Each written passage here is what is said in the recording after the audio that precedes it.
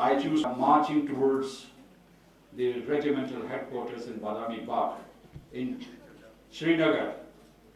And Mirwais Umar Farooq said in his Twitter statement that we are all coming on Monday. Kill us all, not in bits and pieces. Kill us all, because this is what you're doing. What I want to underline here is that India's policy in Kashmir, you have to understand it very clearly, is to kill people. When there are demonstrations, they do not shoot in the air to disperse demonstrators. They aim and shoot at point blank range towards the head, the neck, and the abdomen of the demonstrators. Kill them. So today, when we are mourning these dead, I want to mourn two in particular. This 14-year-old Aqib who loved cricket. His life has been snuffed out. And there is Abid Lone, who had done his MBA. He was in Indonesia. He had an Indonesian wife. He'd come back to Srinagar, and he's also been killed.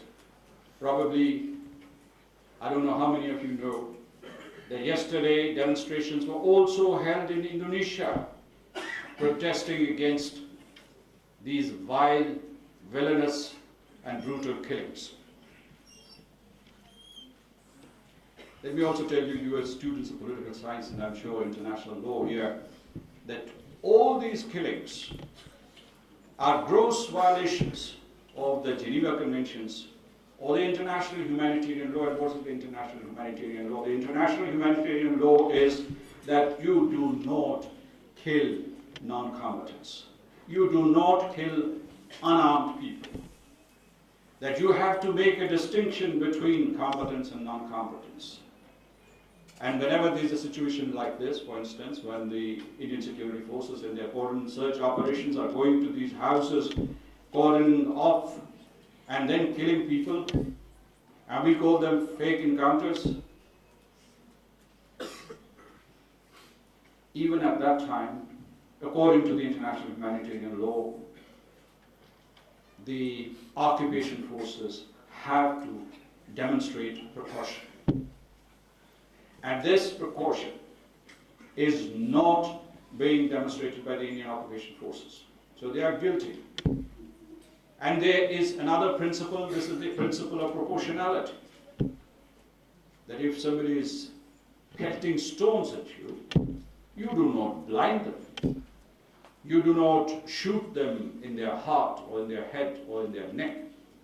The principle of proportionality. So we have to understand these things. When we are talking to the international community, Dr. Nazir Gilani is present here and many others, my colleagues over the years, they know you cannot communicate your message through empty rhetoric or political rhetoric. You have to be equipped with knowledge, which the Federal Minister was talking about a short while ago. Let's get the figures right. Somebody here said that since the martyrdom of Burhan Wani, some 140 people, civilians, have been killed. No, sir. Only this year, 400 people have been killed by the Indian security forces, and the actual casualty rate of the Kashmiris there, mainly teenagers, is more than 1,000. Is more than 1,000. And there have been mass blindings, and you are focusing on that aspect in one of your sessions, mass blindings. And you know what the figure of mass blindings is in the recent past, because these mass blindings started in 2010, and they continued with intensity after July 2016. The number is 6,000. And it's not my figure, I've been quoting it for the past several days. It is the figure quoted by Al Jazeera.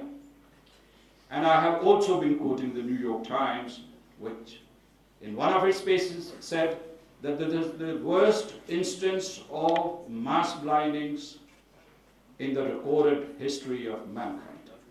This is the enormity of human rights violation that is taking place there. What has been the international community's response? Let me tell you that New York is silent, Washington is silent, Brussels is silent, London is silent, and who am I talking about? I'm talking about their governments. The state response has been mute. They haven't said anything at all. But one part of the international community, as General Lodi was saying, is civil society. Civil society of the world has spoken up. It includes the report which was published by the United Nations High Commissioner for Human Rights. This is strictly speaking not civil society, because this is one organ of the United Nations which has spoken up. And they have, as somebody mentioned here, that they have given a detailed indictment of the crimes against humanity which have been committed by the Indian occupation forces at the behest of the government in Delhi. Let there be no doubt about it. These are not aberrations, these are the norm. This is what the report says. That there is a systematic pattern to those killings. And we know what that pattern is. The pattern is that they would kill Kashmiris mercilessly and brutally, and the Kashmiris would be subjugated. Their civil liberties, their fundamental freedoms are being crushed. Let me tell you that the British Parliament also, I was looking through the materials that you have distributed, they haven't passed a resolution. They have also released a report. And there is an all-party Parliamentary Kashmir group which has about 76 members, and they are from different political parties. And for the first time since 1947, they have published this report which demands many things. And I combined here the report, the demands and the recommendations of the report issued by the High Commissioner for Human Rights. These are direct messages to India. First, recognize and respect the right to self-determination of the people of Jammu and Kashmir. And don't call it, I mean, between the lines you can read, don't call it a bilateral issue, because Kashmiris are a key constituent and a key party to the dispute. Second, rescind or repeal the two draconian laws which are used to foster a culture of impunity, and these are Armed Forces Special Powers Act and the Public Safety Act. Third, they say that there should be a forensic investigation of these unmarked graves, because over the years, more than 10,000 people have disappeared. These are enforced disappearances, and their unmarked graves have been uncovered. Now, there should be an investigation. They've also asked for a ban on the use of the pellet guns, which India calls non-lethal. We call them lethal, because they result in fatalities. And they also say that the Human Rights Council should establish, constitute a commission of inquiry. And this commission would conduct international, independent, and impartial inquiries. The Organization of Islamic Cooperation. People are very fond of saying that the OIC is not doing anything at all. This is not true.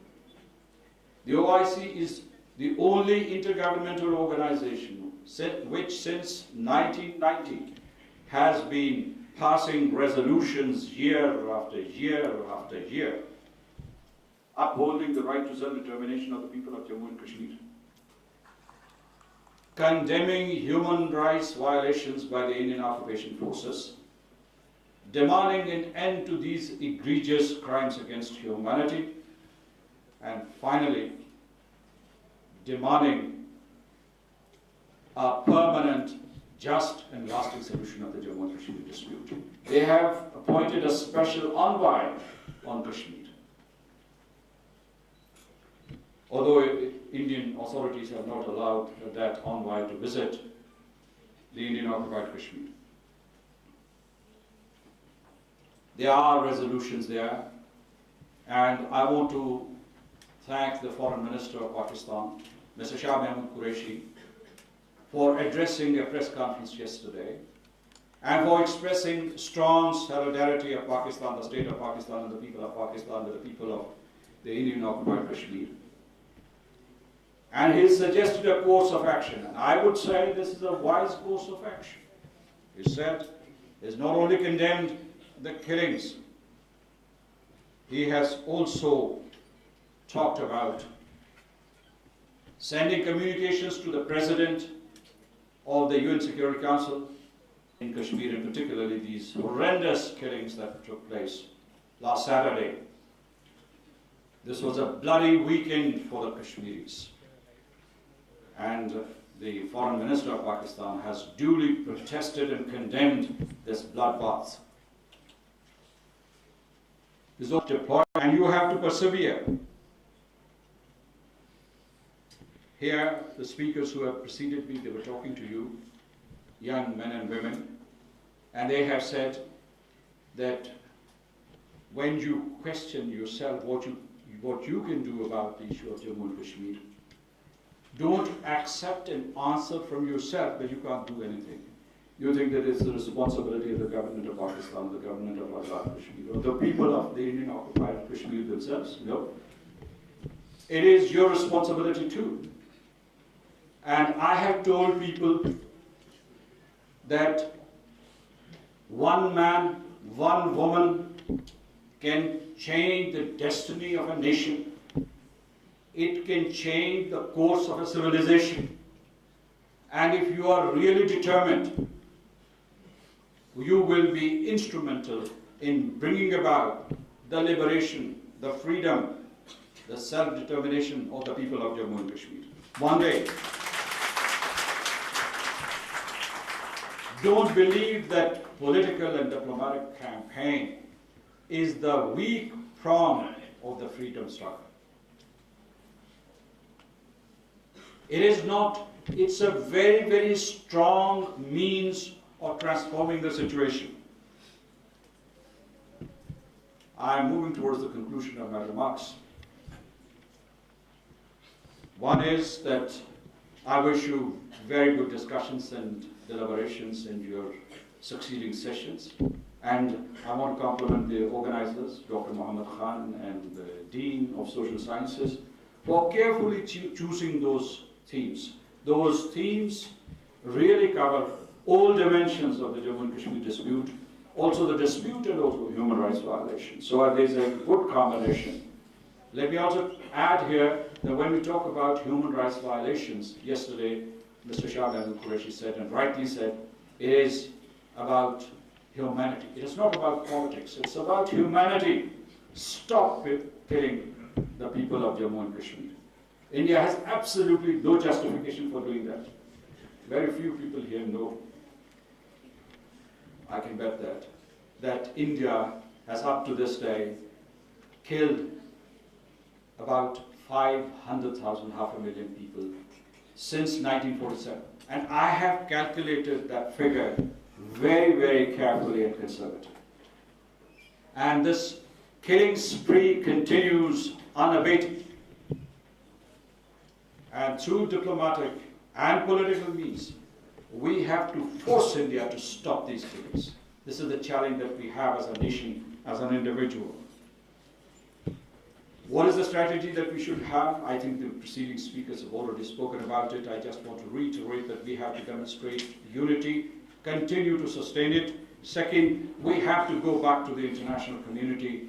I think that the government of Pakistan is taking decisions which are in the right direction, going back to the United Nations, to the Security Council, to the Secretary General, to the OIC, to the influential parliaments in the world. I think that diaspora community, their strengths have to be leveraged and tapped fully. They are quite powerful and influential in the countries that we want to approach and talk to. One thing, students from that corner, listen carefully to me. What I want to tell you that you have a special responsibility.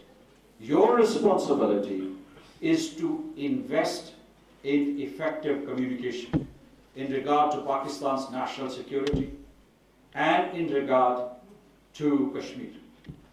And as the minister was saying, and in fact, the speakers preceding me, they use the tools that you have in your hands as individuals, because your world is now reduced in your handheld devices, whether these are iPads or your mobile telephones.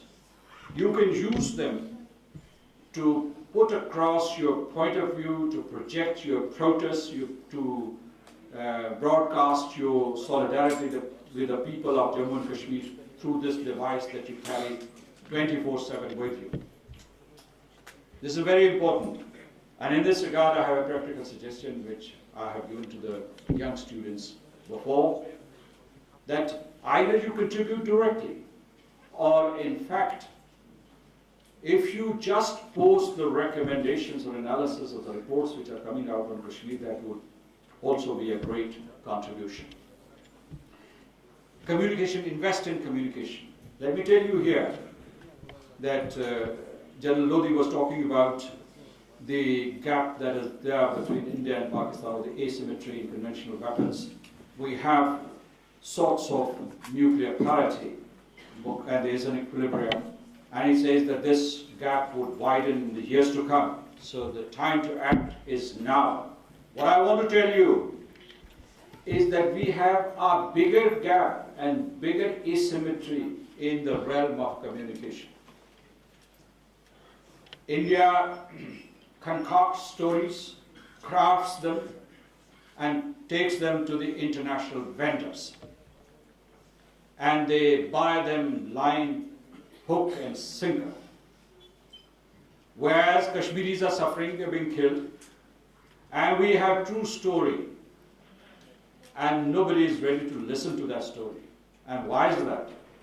That is because we have huge, gaping, yawning deficits in communication. We have to redress these deficits.